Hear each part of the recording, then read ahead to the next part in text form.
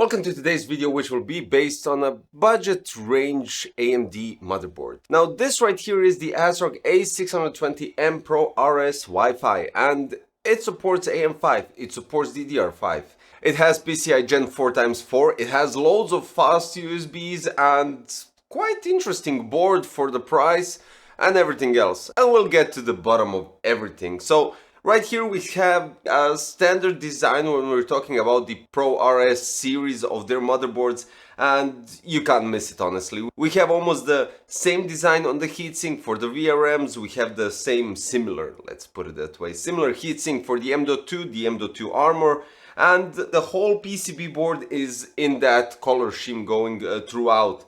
Now, the one thing that I noticed, and when we take into consideration other budget motherboards, you won't get the I.O. cover right here attached or pre-attached on the motherboard. Now this is really cool because, for instance, let's take this into consideration.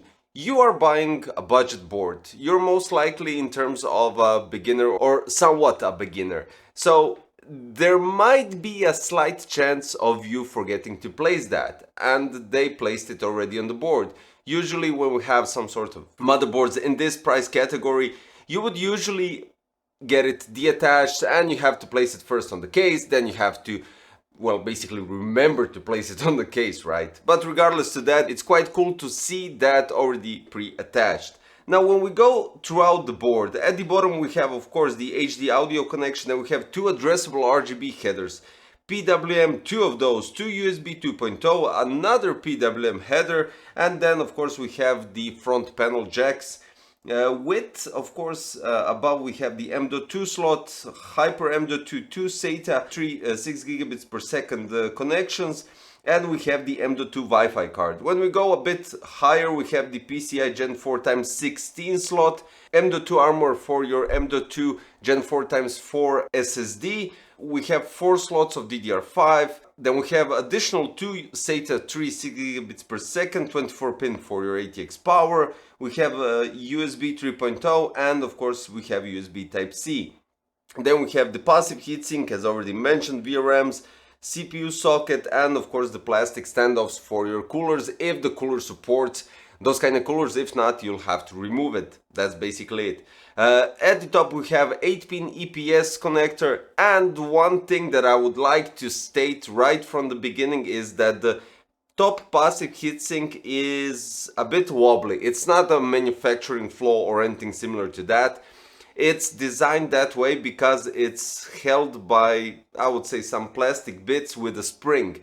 So it's kind of normal that it has that kind of flex or movement. So be careful when placing this board. If you're going to go with some sort of a air cooler, remember to place the board holding the air cooler and not the passive heatsink. I know it might be strange, but just in case you forget about it and you hold it right here or somewhere. This one is fixed really nicely and solidly, so there's that. Now for the specs, since we just went through the connections, it supports CPU socket AMD AM5, the chipset is A620. We have 6+2+1 Dr. Moss power design with 4 DDR5 DIMMs. The expansion slot, we have only one, which is PCI 4.0x16. It supports integrated graphic cards AMD RDNA 2. We have HDMI and DisplayPort graphics output. For storage, we have 2 Hyper M.2 Gen 4x4 and 1 M.2 Gen 3x2, 4 SATA 3 6 gigabits per second. Talking about USBs, we have 2 USB 3.2 Generation 1 Type-C, 1 rear and 1 front, 5 USB 3.2 Generation 1 Type-A, 3 rear and 2 front, and 8 USB 2.0, 4 rear and 4 front.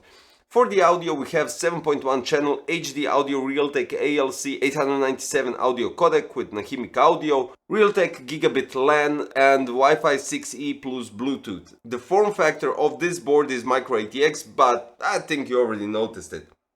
Now let me do something else. We have I/O overview. So we have 2 antenna ports, we have BIOS flashback, we have DisplayPort and HDMI, USB 3.2 Generation 1 Type A, USB 3.2 Generation 1 Type C, 4 USB 2.0, Gigabit LAN, USB 3.2 Generation 1 Type A, in, out, and microphone. So I think an ideal processor for this board would be a 7600X.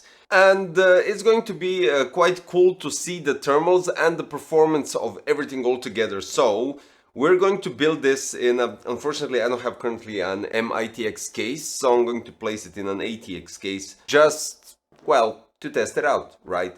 So let's do some benchmarks. Let's check out what this board can do and what it can handle with AMD Ryzen 5 7600X. Let's go. So the case that I used for the ASRock A620M Pro RS Wi-Fi was actually meant for an ATX build, but as already stated, since I didn't have micro ATX case, I decided to go with that, and just for testing purposes it served perfectly. So yeah, regardless to that. So what does this motherboard have? First I'm going to mention all the benchmarks that I did, and then I'm going to give you some insights and my thoughts when we're talking about this board. So all in all, AIDA 64 CPU went up to 85, the clock speeds went up to 5375 to 5425 megahertz. Cinebench R23, 10 consecutive runs, 85 degrees Celsius on the processor as well. Clock speeds went up to, they were all around, so 5250 to 5300s, and the score 14,306 was the first one, and then it ends up at 14,312. It all went around 14,300, so I would say some sort of a consistency. But also there is one fact that I would like to mention, is that this motherboard, well, basically with the components inside, it could perform better. So memory, Kingston Fury Renegade DDR5 RGB 2x16 gigs, 6000 megahertz. Copy went up to 63,057 megabytes per second. Read went up to 62,028 megabytes per second. Write went up to 77,149 megabytes per second, while the latency is 81.5 nanoseconds. SSD benchmark. Now, I think this is quite alright. Crystal disk mark with separate rocket 4 plus G 2 terabytes. Reads went up to 7350 megabytes per second, while the write speeds go up to almost 6000, so 5971 IOPS. Read 1,038,000, while the IOPS write went up to 730. Corona 1.3 render time took 1 minute and 38 seconds, while we had almost 5 million rays per second. So all in all, what I could say is placing a 7600X and those RAMs and that SSD on a much higher motherboard in terms of, let's say, not only price range, but also with better VRMs, it could perform better. But honestly, if you're aiming for a budget board with that processor that I just mentioned, it can be okay. The only shame is that this motherboard is missing another PCI Express slot, so it would be quite okay if there was another one, just in case you want to add some external cards like a sound card or some PCI M.2 or whatever it comes to your mind. But regardless of that, it has loads of M.2 slots. It can support DDR5, AM5 socket, pre-attached IO cover, IO shield, and the cooling in general is okay. Unfortunately, the passive heatsink on the VRMs here on the side is a bit, I would say, thinner in terms of it has loads of space to be thicker for better heat dissipation, and regardless of that, it's quite alright. I mean, we're talking about a budget board that goes into that segment, and you can't squeeze more out of it. So I wouldn't suggest this board for high-end processors. This is definitely in the lower tier category, and I think for that it's doing a solid work. That's it. That's all that I can say.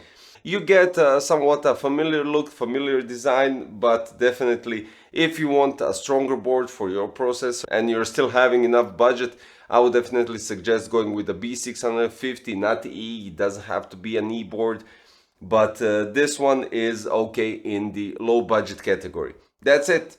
If you're looking for something like this, and this is something that might be interesting for you guys, a link is in the description alongside with the AMD Ryzen 5 7600X, so you can combine both of those. And that will be it for today. So thank you for watching. Don't forget to subscribe, hit the like button, and click the notification bell for future content. That will definitely be interesting. So stay tuned. See you next time. Bye bye.